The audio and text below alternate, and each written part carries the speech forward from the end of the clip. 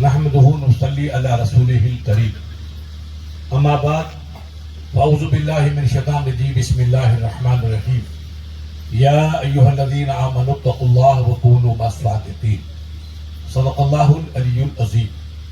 ایک مرتبہ درود پیش فرمائیں، اللہم صلی علی سیدنا محمد وعلی آل سیدنا مولانا محمد وبارک وسلم صلاۃ و سلاما علیک یا رسول اللہ۔ حضرات، آپ نے کافی ٹائم سے ہمارے راجستھان سے، بیرون راجستھان سے کئی علماء کرام اور سادات کرام کی پاکیزہ گفتگو سماعت فرمائی۔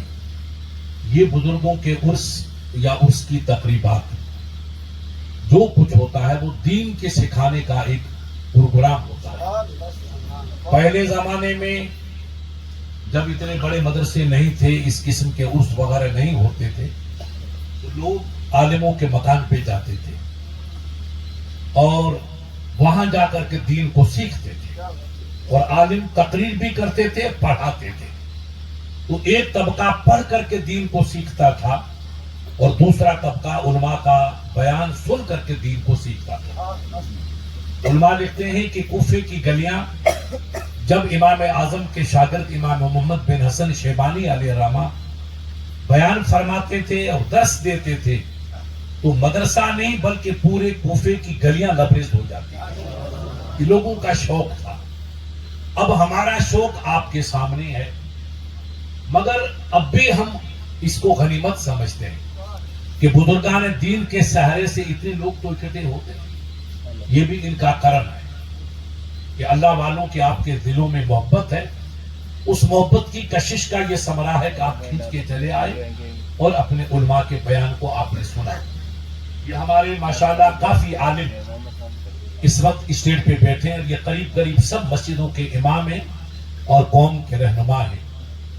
پہلے تو یہ مسئلہ سن لیں کہ بخاری شریف کی حدیث ہے، کئی ایسے عالم ہیں جو قرأت پڑھ کر کے حفظ کر کے امام بن جاتے ہیں تو ان کو حدیث کی شناسائی نہیں ہوتی، مسائل کی پوری پہچان نہیں ہوتی، اور عوام بیچارے ان کو بھی مولوی سمجھتے ہیں۔ جب آپ نماز پڑھائیں جماعت کی شکل میں تو رسول اللہ کی حدیث ہے، چاہے وہ نماز مغرب کی ہو یا عشاء کی ہو یا جمعے کی نماز ہو، تو جو امام صاحب سلام پھیریں تو یہ حدیث بخاری ہے کہ دعا مختصر کریں۔ ہمارے مولوی صاحب کھینچتے چلے جاتے ہیں، معلوم ہوتا کہ مودی صاحب کی تقریر شروع ہو گئی۔ ان کو دین سمجھنا چاہیے۔ سرکار کی حدیث ہے کہ اللہ کے محبوب فرض نماز پڑھ کے اتنی جلدی اٹھتے تھے گویا کہ آپ کے شوروں پر بیٹھے ہوئے تھے، فوراً اٹھ گئے۔ اس کے بعد آپ سنت پڑھیے، نفل پڑھیے، اس کے بعد لمبی دعا کرو۔ اب دعا میں خود عبادت، دعا عبادت کی جان ہے۔ وہ بدنصیب طبقہ جو دعا نہیں کرتا، ہمارے لیے تو دعا اگر نہ کرے تو رب کا اس پہ غضب نازل ہوتا ہے۔ یہ بھی بخاری شریف کی حدیث ہے۔ اس لیے آپ خوب دعا کیجئے، جتنی دعا کریں گے اتنی رب کی رحمتوں کے حقدار بنیں گے۔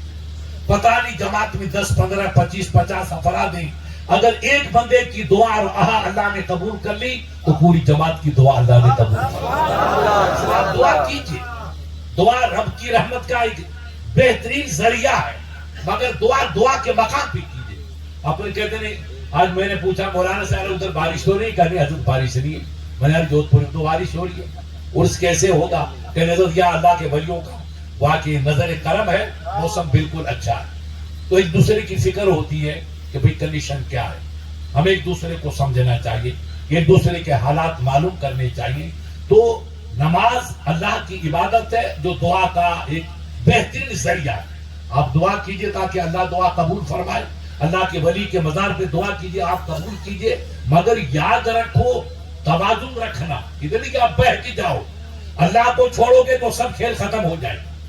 یہ جتنے جلوے ہیں سب رب کا کرم ہے اور اس کے محبوب کا صدقہ ہے۔ ہم مٹی کے ذرے کے برابر میں نہیں ہیں۔ اللہ کے ولی اتنے روتے تھے کہ ان کے کلیجے جل گئے تھے، تب یہ ولایت ملی ہے۔ یہ مسلم کھانے سے تھوڑی ولایت ملتی ہے۔ مٹا دو اپنی ہستی کو اگر کچھ مرتبہ چاہو کہ دانے خاک میں مل کر گلے گلزار ہوگا۔ سرکار ہمارے بزرگ شرف الدین علیہ رحمہ، بولی شاہ قلندر علیہ رحمہ، بالکل آپ کے راجستھان اور یو پی کا کنارہ ہے پانی پر. ان کے پاس ایک دیوبندی کمپنی کا آدمی چلا گیا. اس کے سر میں کافی دنوں سے درد تھا. اس نے ادھر ادھر دوا دارو کی مگر شفا نہیں ملی. ایک نیک عالم کے پاس گئے، کس نے کہا میرے سر میں کافی ٹائم سے درد ہے.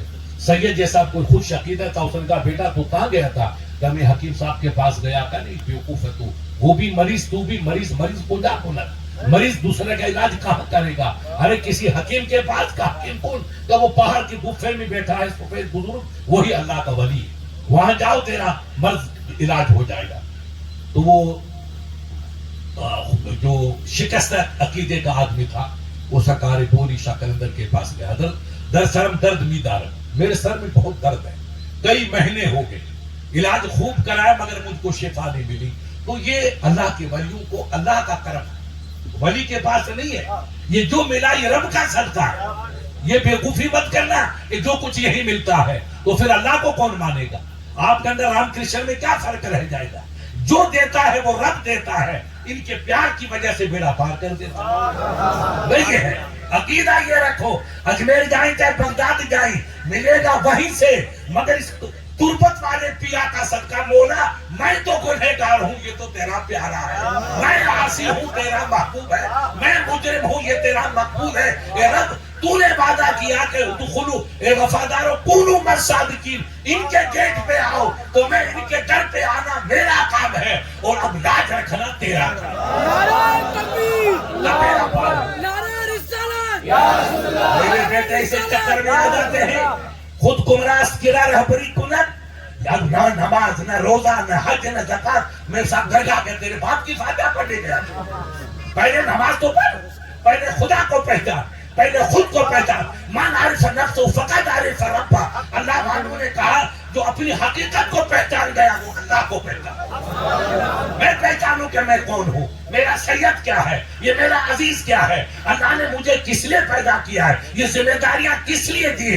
انسان اپنے کو پہچان لے گا تو سمجھ لے گا اس نے اپنے خالق کو پہچان. ملتا سب کے سارے سے ہے مگر دینے والا سب رب ایک ہے. پیا چاہے وہ سہاگن ہے.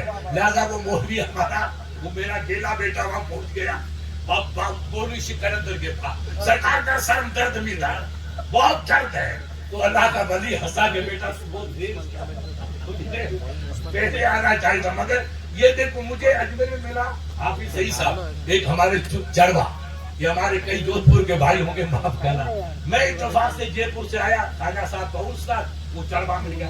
ارے میں نے کہا سر یہ تو کیسے آیا؟ بیٹا پھنس گیا. یار مفتی صاحب نے دیکھ لیا تو حضرت میں تو ساری کچھ آیا تھا. میں نے کہا بد نصیب کیوں نہیں کہتا ہے بھیک مانگنے آیا. ساڑی پہنے نہیں، آج کیا ساڑی تیرے باپ بھیج رہا؟ خواجہ کے عرس میں کون سی ساڑی؟ یہ کیا مفتی صاحب پھنس گیا ہوں، کینسر کی بیماری ہے. ایسے سید نے کہا بیٹا آج میری چلا جا، جو ملے گا خواجہ کے در سے ملے گا. اس لیے میں تو گنہگار ہوں، میری زبان تو پاک نہیں، میرا خواجہ پاک، خواجہ کا در بھی پاک. تو پاک در پہ ہے مولا، یہاں تک آنا میرا کام ہے. ان کی چوکھٹ کے صدقے سے بیماری کی جڑ کاٹنا تیرا کام. میں کبھی چھوڑتا نہیں ہوں، پکڑتا ہوں تو پھر اس کو ذبح کر دیا. میں کہا بیٹا سچ بول، کہے کچھ کھایا ساری جائے جنگلے میں کیوں نہیں کہتا؟ یا تو دعا مانگے، دعا کو رب سے مانگیں گے، وسیلہ خواجہ کا. تو پیارے ملے گا ضرور مگر اس در سے ملے گا.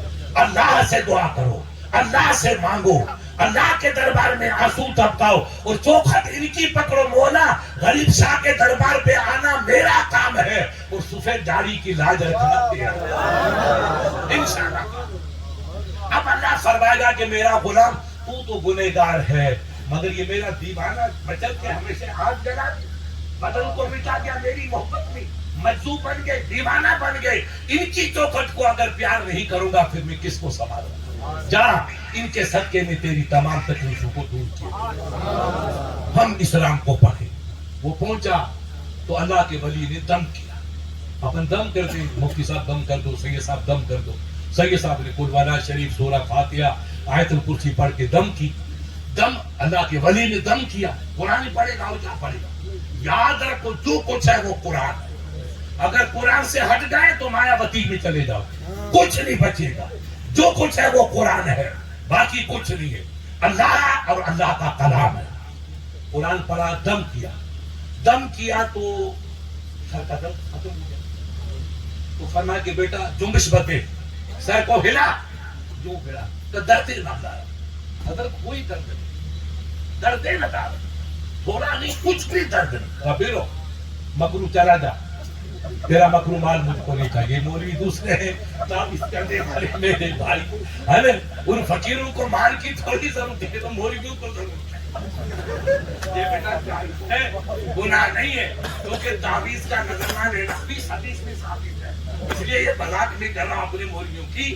آپ کو خوشی سے جو دے بالکل لینا جائز ہے. کہنا بخاری شریف کی حدیث ہے، جب صحابہ کرام نے سڑک کے دسے پہ دم کیا تو اس نے روپیہ نہیں دیا، پوری بکریاں دے دی. جتنی بکریاں سب لے جاؤ، آپ نے میرے باپ کو بتا دیا. اس لیے یاد رکھو، تحفہ دینا گناہ نہیں ہے، مانگنا کرنا یہ ان کا طریقہ ہے، میرے علماء کا طریقہ نہیں، نبی کے غلاموں کا طریقہ نہیں. خوشی سے کوئی دے تو سب تحفہ لینا جائز ہے.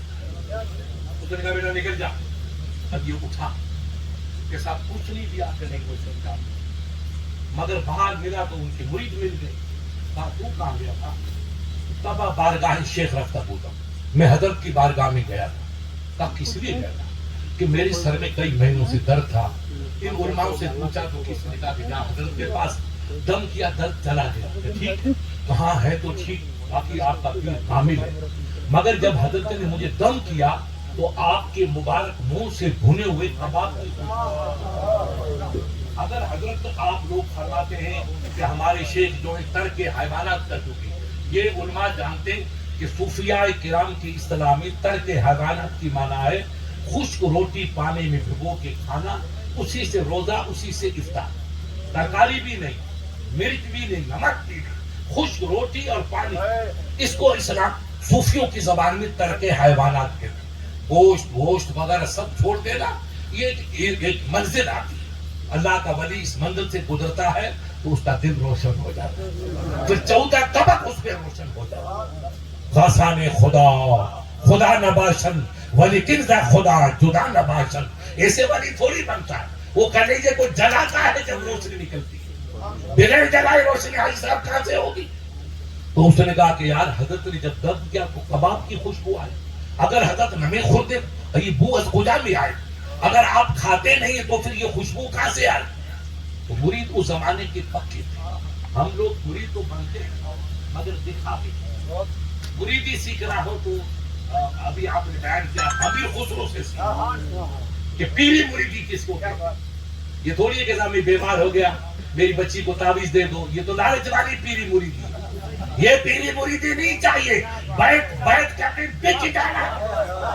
مرشد نے کہا وہاں چلا جاؤ تو ظاہر عقل کیا مانے کہ اس گھر میں کون جائے گا؟ مسلمان کا بچہ ادھر دیکھنا بھی حرام کرتا ہے، مگر مسلح کو شراب خانے میں ترک کو دکھانا تھا کہ یہ حقیقت نہیں ہے. جب مرشد کہتے ڈوب جاؤ تو دریا میں ہوتے لگا تو رب کی رحمت مل جائے. اسی کو کہتے ہیں مصلح بالخراب. وہاں جا بیٹھا وہ نیک بندہ کا حضرت میں نے کبھی ادھر نہیں دیکھا، مگر مرشد کا حکم ہے تو جاؤں گا چاہے کوئی بچی ہو، میری ماں ہو، بہن ہو، غیر ہو، میں دیکھوں گا ہی نہیں کے ساتھ حضرت، مگر اس کا مرشد کے بعد کو نہیں ڈالوں گا. اسی کو پیری مرید. وہ بک چکے تھے، بکنے کے بعد جو مالک کہے گا وہی کرنا ہوگا. نہیں تو کیا مریدی کس کو کہتے ہیں؟ مریدی ہے بک جانے. میں کچھ اب جو مالک ہے میرا مرشد ہے، اس کو پیری مریدی کہتے ہیں. لہذا وہ مرید پکے تھے، ہماری طرح کچے نہیں تھے کہ تعویذ لے لو، نظرانہ لے لو، پھر ختم نہیں. وہ لنگر والے تعویذ والے نہیں تھے، وہ دل والے تھے.